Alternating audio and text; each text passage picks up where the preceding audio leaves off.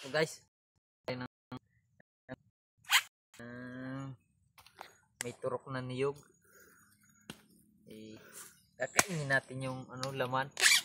Kung tawagin sa Bicol ay ampol. Dito sa Bisaya ay buay. Iwan ko lang, paki-comment na lang guys sa comment section sa Tagalog kasi di ko alam sa Tagalog yan.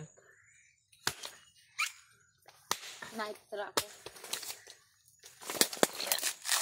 Ayan na guys. Wow! Ang sarap! Hindi niya alam ang tawag dito sa Tagalog, pero ang tawag nito sa Tagalog, bukol.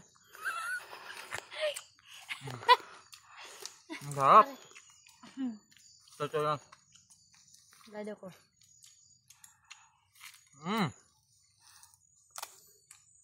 Sarap guys! Gabi. Yummy hotdog may tumi. Mas masarap nito guys pag ganyanin mo. Kaya, ang sarap nito guys. Ang tamis!